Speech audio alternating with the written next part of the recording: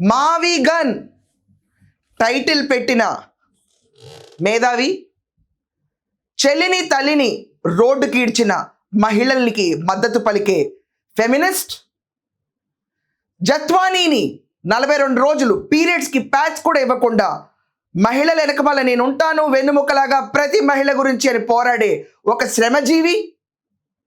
ఇదంతా కాకుండా అమరావతి రైతులను ఈడ్చి పడేస్తుంటే పరదాలు కట్టుకుని తిరిగిన ఒక పిరికి ముఖ్యమంత్రి శ్రీ వైఎస్ జగన్మోహన్ రెడ్డి గారు ఈరోజు తాడేపల్లిలో ప్రెస్ మీట్ పెట్టారు.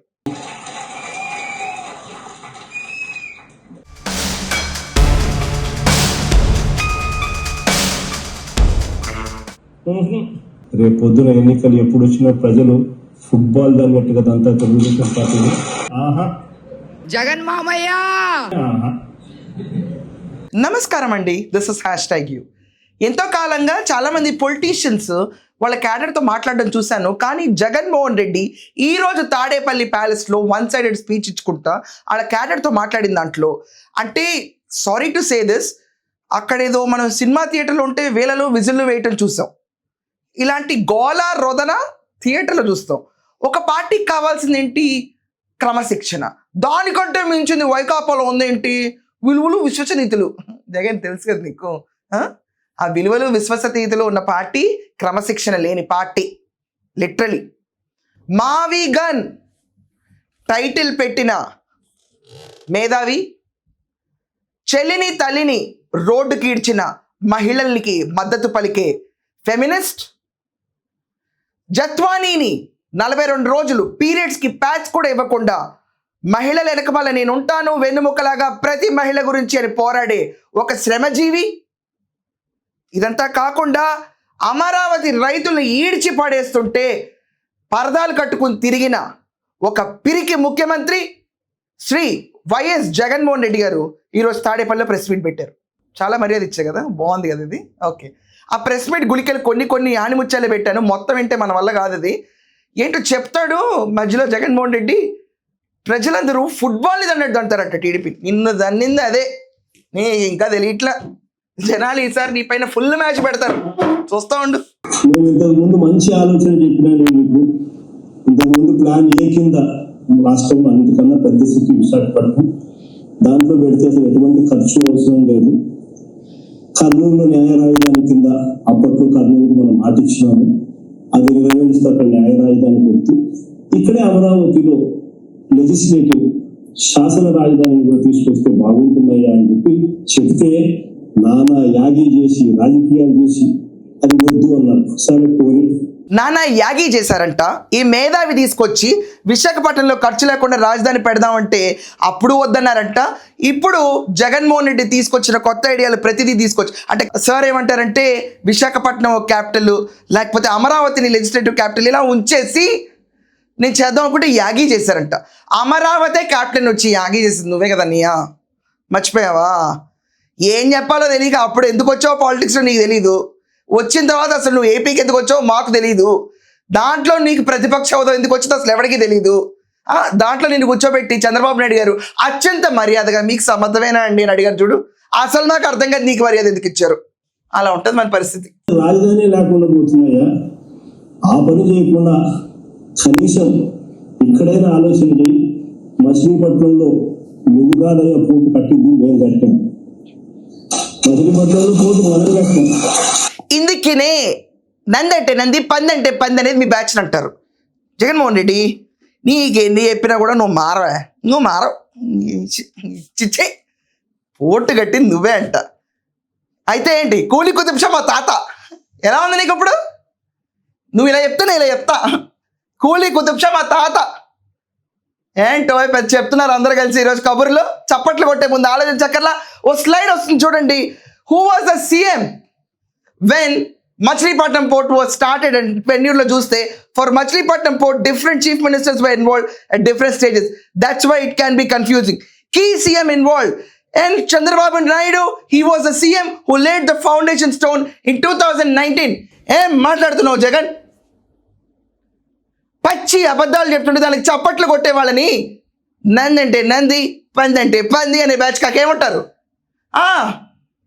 2023 2023లో చెల్లికి మళ్ళీ పెళ్లి చేసి నువ్వు పోయావు 2024కి మళ్ళీ కట్టేసావు పోర్టు, నువ్వు మచిలీపట్నం పోర్టు.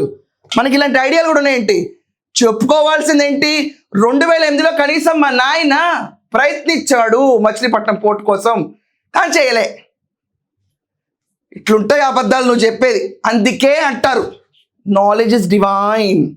మన హయాంలోనే మనం భూములు తీసుకుంటాం, మన హయాంలోనే మనము అనుమతులు తీసుకొచ్చాం, మన హయాంలోనే మనం ఫైనాన్షియల్ క్లోజర్ చేసాం, మన హయాంలోనే మనం బ్యాంకులతో నీటిగా టైఅప్ కూడా చేసి స్టార్ట్ చేసి 30-40% చేసాం మన హయాంలో. ఆ పోర్టు అయిపోతుంది. మచిలీపట్నం నుంచి విజయవాడకు కేవలం 70 కిలోమీటర్లు, విజయవాడ నుంచి గుంటూరుకు మరో 40 కిలోమీటర్లు, మొత్తం 110 కిలోమీటర్లు హైవే ఉందయ్యా. విజయవాడలో ఇంటర్నేషనల్ ఎయిర్పోర్ట్ ఉంది, మచిలీపట్నంలో పోర్ట్ వస్తూ ఉంది. ఈ హైవే అడ్డు ఇటుగా ఎక్కడ నువ్వు ఆ కట్టే ఆ బిల్డింగ్ మీద కడితే దీన్నే మచిలీపట్నంలో నుంచి మా, విజయవాడలో నుంచి విఐ, గుంటూరులో నుంచి గన్ను బావిగా నేను చెప్పి ఈ 110 కిలోమీటర్లు ఈ ఎకనామిక్ కారిడార్ కింద, క్యాపిటల్ కారిడార్ కింద డిక్లేర్ చేసి ఆ కట్టే బిల్డింగ్ కట్టకుండా కట్టయ్యా 2 లక్షల కోట్లలో పెట్టి ఆ మూవీలో 10% ఇక్కడ పెడితే చాలయ్యా. సర్లే ఊరుకో. నేను ఇప్పుడు నీకు కొంచెం డీటెయిల్గా చెప్పాలి, కూర్చోవాలి జగన్ ఒక నిమిషం. నేను చెప్పా కదా కూలి కుతుబ్ షా మా తాత ఒకవేళ మచిలీపట్నం పుట్టి నువ్వు కడితే ఏమో అంటే. సో మా తాత ఏం చేసిండే హైదరాబాద్ కట్టేటప్పుడు, చిన్న సినాప్సిస్ చెప్తా ఇంకో.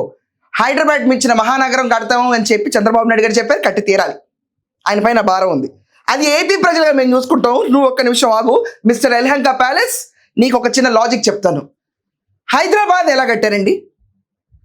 హైకోర్టు పెట్టారు, అక్కడే లైబ్రరీ కట్టారు, దాని చుట్టుపక్కలే కాలేజెస్ కట్టారు, అక్కడే ఉస్మానియా హాస్పిటల్ పెట్టారు. అంతేగాని నువ్వు చెప్పిన మావిగా నేనంటే మచిలీపట్నంలో పోర్టు తెచ్చావు, అబద్ధం, ఫేక్. అక్కడ పోర్ట్ ఉంది, ఇక్కడ ఎయిర్పోర్ట్ ఉంది, ఇక్కడ బైపాస్ చుట్టుపక్కల కట్టుకోవాలా? నీకు ఎక్కడి నుంచి వస్తాయి జగన్ ఇంత విపరీత చేష్టలు? కూలీ కుతుబ్ షాని చూసన్నా ఇన్స్పైర్ అవ్వచ్చు కదా నువ్వు. ఎట్లా కట్టారో పోను. ఇక్కడైతే మంచి దోస్తానే ఉంది కదా నీ కేసీఆర్తో. అడగాల్సింది ఎట్లా కట్టారయ్యా మా జగన్మోహన్ రెడ్డి. చంద్రబాబు నాయుడు ఇలా బాగా తీసుకెళ్ళిపోతే హైదరాబాద్ మించిన రాజధాని అవుతాను ఏడ్చారు కదా ఉమ్మడిగా, అప్పుడు అడుగు. కనీసం 20 ఏళ్ళ తర్వాత మన పిల్లలు ఉద్యోగాల కోసం ఎక్కడికెక్కడికో పోవాల్సిన అవసరం లేకుండా మా మావిగంలోనే ఉద్యోగాలు దొరుకుతాయి అని చెప్పి అని చిన్నతని చెప్పినట్టు చెప్పినా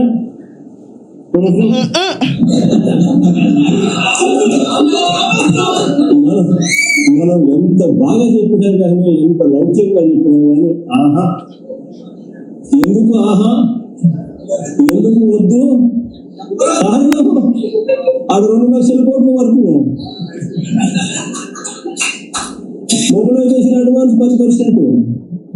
అందులో వస్తున్నా ఏంటంటే యూత్ అంతా ఉద్యోగాల కోసం ఎక్కడికో వెళ్ళిపోతారని లేదు. మావిగన్ కాన్సెప్ట్ పెడితే మన మావిగన్లో అంట రుద్దు ఇంకా నీ బోర్డు పేరు తీసుకొచ్చి అక్కడ ఉన్న 50 మంది మీద కూడా రుద్దు మన మావిగన్ అంట. చెయ్యి, ఇప్పుడు దాకా మావిగన్ అనే పేరు ఎవడో ఓన్ కూడా చేసుకోలేదు. నువ్వు వస్తావో రావో ఎవరికి తెలియదు, కానీ మన మావిగన్ అంట. ఊహల ప్రపంచంలో బతుకుతున్న జగన్మోహన్ రెడ్డి కొంచెం రియలిస్టిక్ గ్రౌండ్స్కి రా. రెండోది మొబిలైజేషన్ ఫండింగ్.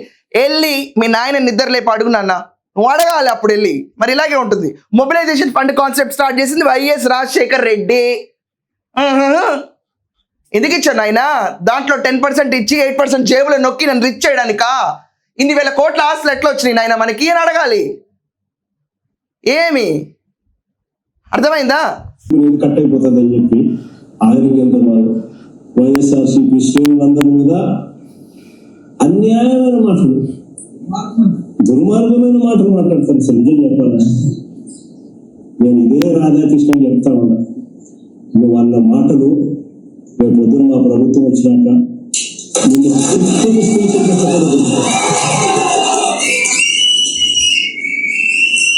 వైఎస్ఆర్సీపీ శ్రేణుల్లో వైఎస్ఆర్సీపీ కార్యకర్తల భార్యలంటే నీకు అంత అలసుగా కనిపిస్తా ఉన్నారు.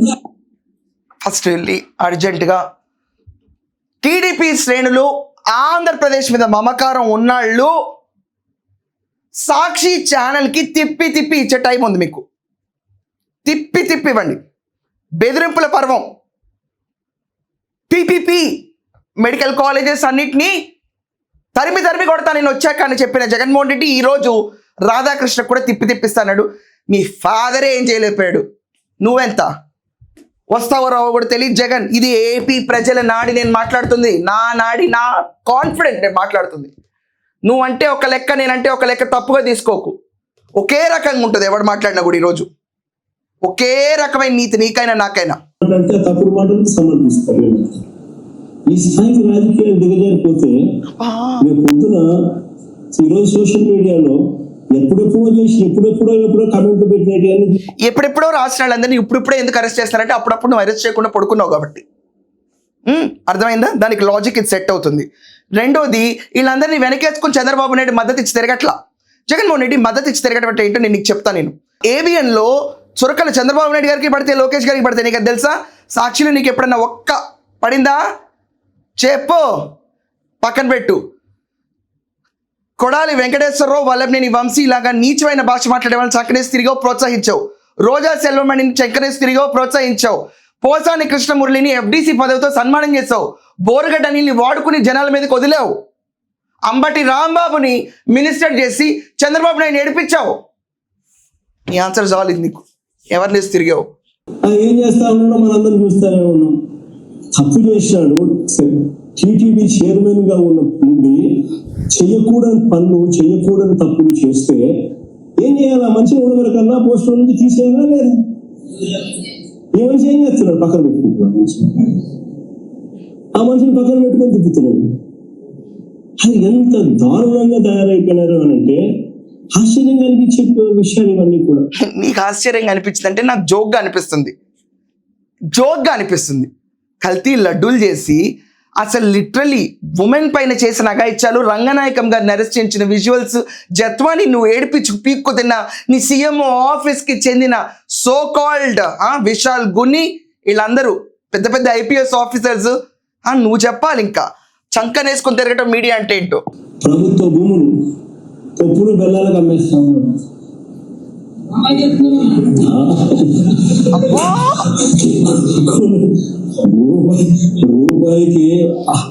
రూపాయికి షాపుకు పోతే చాక్లెట్ వస్తుందో లేదో నాకైతే తెలియదు, కానీ ఆంధ్ర రాష్ట్రంలో మాత్రం రూపాయికి భూములు. జగన్మోహన్ రెడ్డి ఏం చెప్తాడంటే రూపాయికి చాక్లెట్ వస్తుంది రాదు, కానీ ఆంధ్రప్రదేశ్లో భూములు వస్తాయంట. నీకు మామూలుగా సరిపోదు జగన్. కంపెనీలకు తీసుకురావాలన్నప్పుడు ఖచ్చితంగా టీసీఎస్కి ఇచ్చే తీరాలి. డెవలప్మెంట్ అండ్ ఉద్యోగాలు కావాలంటే ఊరికే వస్తాయా? నీకు అది సీన్ లేదు, కానీ పక్కన కూర్చో. రెండోది, ఎక్కడ వస్తుంది ఆంధ్రప్రదేశ్లో రూపాయికి భూమి? ఉర్సా అన్న కంపెనీకి 3,000 కోట్ల వర్తు భూమిని అంటగట్టారన్నావు. మేము మళ్ళీ చెప్తున్నాం, ఆంధ్రప్రదేశ్లో ఉన్న ఒక పౌరురాల్లాగా రాను డబ్బులు తీసుకున్నంత కాస్ట్ ఉంది ఆ భూమి కంటే, నీకే ఇప్పిస్తారు. అండ్ ఫస్ట్ ఆఫ్ ఆల్ ఉర్సాకి రూపాయికి ఇవ్వలేదు. నువ్వు మాట్లాడే పిచ్చి మాటలు, వెనకమాల నుంచి వచ్చే పిచ్చి కౌంటర్లు చూసి జనాలకి చేత్కారం వస్తుంది. ఇదంతా కాకుండా చంద్రబాబు నాయుడు గవర్నమెంట్ని ఫుట్బాల్ అన్నట్టు అంటారంటండి. అండ్ సింగిల్ డిజిట్లో చంద్రబాబు నాయుడు కూర్చుంటాడంట. ఇతని జాతకం బాబు గారి పైన రుద్ది ఈరోజు ప్రెస్ మీట్ ముగించుకుని పారిపోవడానికి సిద్ధంగా ఉన్న జగన్మోహన్ రెడ్డి. రేపు పొద్దున ఎన్నికలు ఎప్పుడు వచ్చినా ప్రజలు ఫుట్బాల్ అన్నట్టుగా అంతా తెలుగుదేశం పార్టీ. ఇదండి నక్షల్లో సారాంశం. నీకు ఏమనిపిస్తుంది అది గట్టిగా ఇచ్చిపడండి కమెంట్స్లో. That's all for now. Thank you.